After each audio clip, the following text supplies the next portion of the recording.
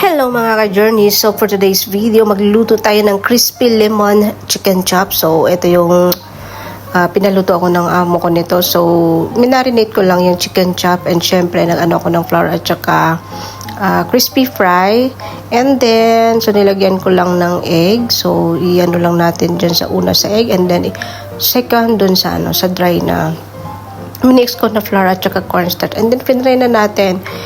Try lang natin guys, pero hindi talaga natin ito ma-perfect. And of course, ito na yung lemon sauce.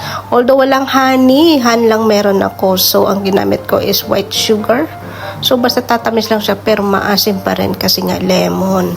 So, nilagyan ko lang siya ng cornstarch para lumapot. And yan na yung sauce ng ating crispy.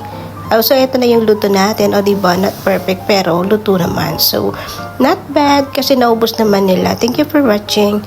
Bye-bye. So, ito po yung original.